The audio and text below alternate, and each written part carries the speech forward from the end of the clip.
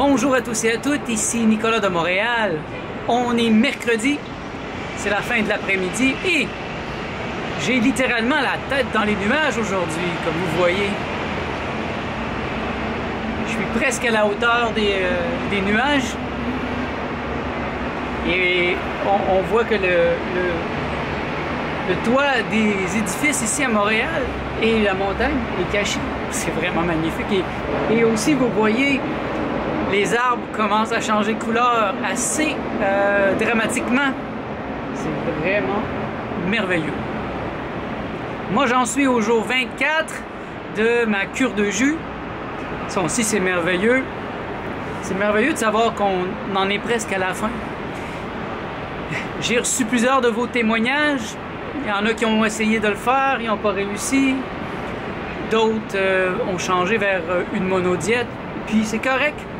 Je pense que l'important, c'est d'essayer et de revenir en force.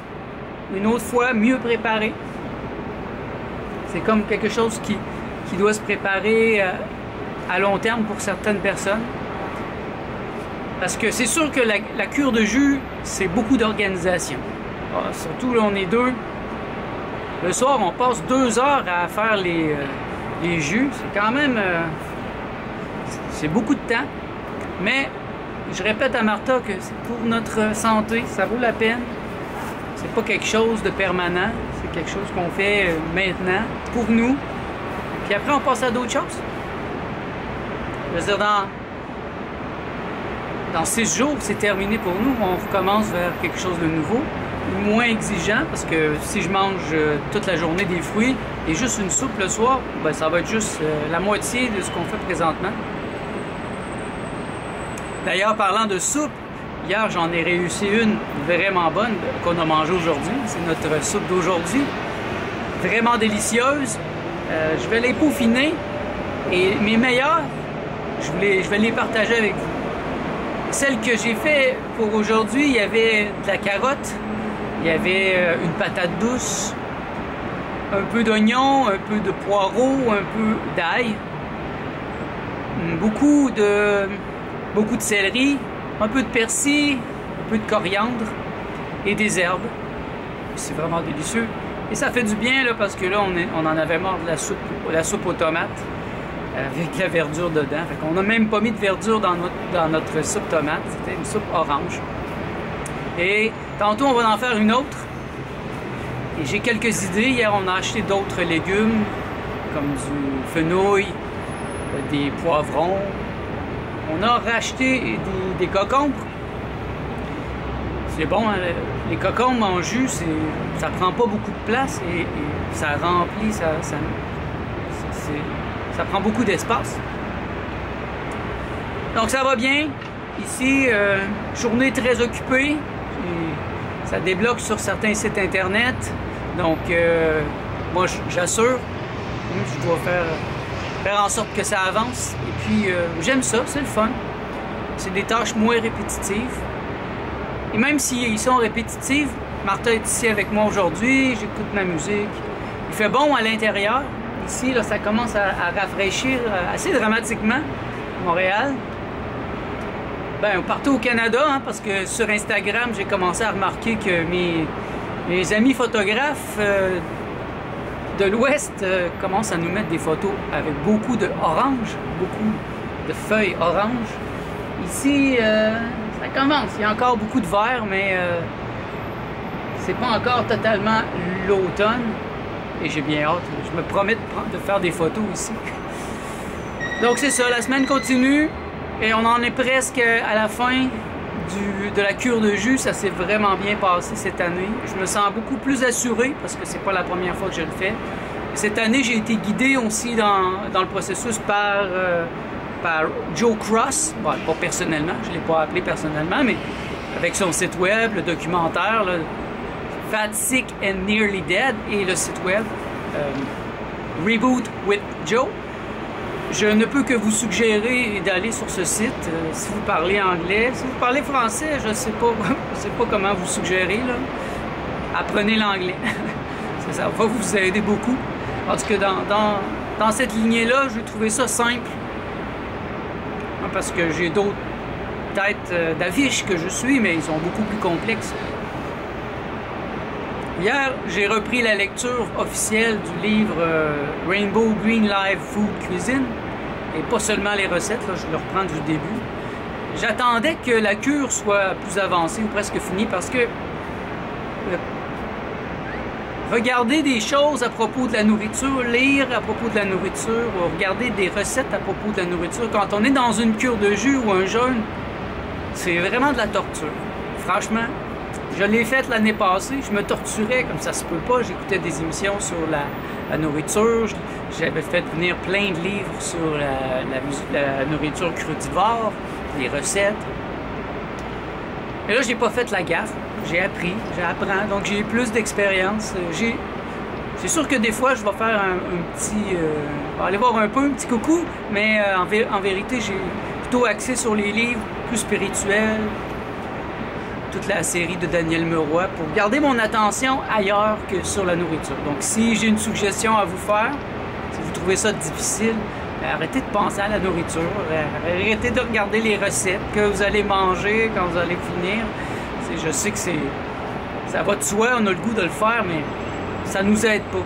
Ça fait tourner en rond et ça donne faim. Et ça rend ça souffrant. Donc, pensez à d'autres choses. Prenez-vous des livres sur d'autres sujets. Étudiez quelque chose de nouveau. Commencez à apprendre une nouvelle langue. Pourquoi pas le grec ancien, le latin? Ce sont des langues mortes qui vont vous servir beaucoup, qui vont vous aider à augmenter votre intelligence. Et c'est pas quelque chose de seulement pratique, apprendre l'espagnol pour aller faire un voyage au Mexique. Mais non, le latin va vous aider à comprendre beaucoup mieux le monde, la réalité, à comprendre les références, à lire des textes anciens. Bon, c'est juste une idée. L'important, c'est, à mon avis, de ne pas se fixer sur la nourriture. Je l'ai fait et j'ai compris que c'était pas la bonne chose à faire.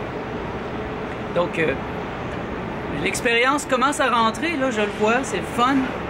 Hein, j'en suis déjà à ma deuxième année de cure, de jus, de jeûne aussi. Cette année, c'était mon deuxième jeûne long à l'eau. J'ai fait un bon 29 jours, je pense. En tout, j'ai fait un 40 jours sans manger parce que j'ai fait une cure de jus et après ça, un jeûne à l'eau. Ce qui était gagnant, encore là, c'est quelque chose que je suggère. Si vous voulez y aller en douceur, regardez-moi bien aller cette année, en 2019 en fait, à partir de janvier. S'il y en a qui ont de la difficulté à travailler seuls, qui ont de la difficulté à rester motivés, eh bien, je vous l'annonce, en janvier, on commence. On peut commencer ensemble. De retour, c'est un gros camion qui passait en bas, c'est les aléas de la vie ici au centre-ville. Donc, je reviens sur mon idée. Pour ceux qui ont besoin de motivation, en janvier, on commence. Parce que moi, je commence, c'est sûr. Donc, si vous voulez le faire en même temps, poser des questions, ben moi, c'est sûr que je le fais. Si vous voulez vous préparer, ben c'est assez simple. Achetez le livre Rainbow Green Live Food Cuisine, si vous parlez anglais, et commencez à le lire. Parce qu'en janvier, moi, je vais commencer la phase 1.5. Janvier, février, phase 1. Mars, on va commencer le jeûne à l'eau, la cure de jus. Avril, il va y avoir un jeûne à l'eau long. J'aimerais faire un 40 jours cette année. Et après, ben, ça sera la fin de cet épisode et free for all. Je vais faire ce que je veux après, parce qu'après 4 mois comme ça intense, la technique du Rainbow Green Live Food Cuisine, c'est que ça prend un minimum de 3 mois pour être efficace. C'est une technique qui est faite pour des gens qui sont très malades aussi. Surtout des gens qui veulent se guérir de maladies graves. Et ça l'enlève... Ben, je vais attendre avant de vous donner des détails, parce que là, je suis en train de relire le livre, donc ça va me rafraîchir la mémoire. Donc, je vous en reparle. Mais c'est quelque chose qui ramène vraiment l'équilibre en nous, la santé, et en coupant beaucoup le sucre. Donc, d'une certaine manière, ça s'oppose un peu au 90-10 sur certains aspects. Sur d'autres, c'est similaire dans le sens que c'est vivant, crudivore, fruitarien aussi. Donc, il y a des points communs et là, je vais expérimenter là-dessus. Donc, janvier, ça sera plutôt ça. Donc, préparez-vous. Je vais sûrement en parler de toute façon parce que ça va être dans mes réflexions. C'est quelque chose sur lequel je réfléchis, que je veux emmener dans ma vie depuis que j'ai rencontré cette pensée. D'ailleurs, il y a plusieurs livres de Gabriel Cousens que moi je suggère, si c'est pas un problème pour vous, achetez-les toutes. Il y en a un, je pense, c'est Spiritual Nutrition, la nutrition spirituelle. C'est un Essénien, il est extrêmement spirituel dans sa pensée, donc les cures de jus sont spirituelles, c'est des retraites spirituelles où ils font des cures de jus. Donc moi j'aime beaucoup cet aspect. Je trouve dommage que des gens vont faire des cures de jus seulement pour l'aspect physique, seulement pour maigrir, parce qu'ils oublient tout l'aspect spirituel, énergétique. Pour eux, c'est pas important. Pour moi, ça l'est. Ça fait partie de ma vie, donc c'est pas quelque chose que je mets de côté quand je fais une expérience comme maintenant, parce que vous voyez bien, à travers cette cure de jus, il y a des expériences mystiques, des expériences psychédéliques. Pourquoi je fais des expériences psychédéliques? C'est que c'est le coup de pied dans le derrière qui me fait monter pour faire l'expérience, le vécu de ces choses-là, de ces états. Moi, je ne suis pas un théoricien, je suis un praticien de l'être. Et les psychédéliques, pour moi, ont été la meilleure méthode pour entrer directement dans des états incroyables. L'état christique, l'état d'éveil, l'illumination, l'extase. Et une fois qu'on est entré dans cet état, une fois que je suis entré dans cet état, et j'en ressors, mais je connais le chemin. Je sais vers où je m'en vais. Donc c'est beaucoup plus facile que pour quelqu'un qui est dans la théorie, hein, qui va dans son cours de yoga, qui a lu des livres, des livres sur Bouddha, et puis bon, il voudrait atteindre l'illumination, mais il ne sait pas c'est quoi, il n'en a jamais fait l'expérience, donc il va à tâtons, les yeux fermés, avec des professeurs qui sont des opportunistes. Pour moi, c'est gagnant, la manière que je le fais. Vous voyez, je suis en pleine santé, malgré mes expériences psychédéliques. Je vais bien. J'ai pas eu l'idée de me lancer ici pour voler, non. Et ça va pas arriver non plus. Parce qu'il y a une sagesse. Il y a une sagesse qui est transmise à travers les psychédéliques. Seulement les psychédéliques, là, moi je parle pas des drogues dures.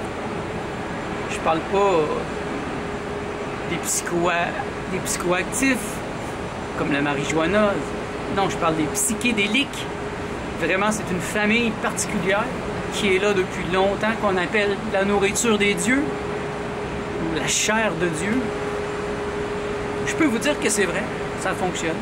Donc pour ceux d'entre vous qui cherchent à avoir des expériences et qui n'y arrivent pas par des méthodes douces, ben, allez-y avec les psychédéliques, intelligemment, bien sûr. Peut-être pas n'importe quoi, mais c'est démontré. Je suis pas le seul à le dire. Ça donne des effets réels. Ça peut vraiment vous propulser dans l'état d'éveil pour 1 heure, 2 heures, 3 heures, assez pour que vous en ayez la compréhension. Comprendre veut dire prendre avec soi. Préhension, comprendre. La compréhension. C'est comme la compassion, la passion avec soi. Très intéressant. Je suis très heureux, moi, de faire ces expériences parce que c'est une grande richesse. Je me sens riche. Même si, financièrement, je suis toujours à la limite, j'ai une grande richesse spirituelle, et ça, je le sais. Et je me sens une lumière pensante. Je sais que je suis la lumière, je sais que je suis. Je suis. C'est le je suis dont parlent plusieurs maîtres. Et je sais c'est quoi exister, être. Mon désir le plus profond, c'est de vous contaminer avec mon être, vous donner le goût d'être le plus possible. Être totalement, sans compromis. Arrêtez de faire, arrêtez d'avoir. Soyez. L'être, c'est ce qu'il y a de plus important. Vraiment. Je vous laisse réfléchir là-dessus, puis je vous reviens dans le prochain vlog.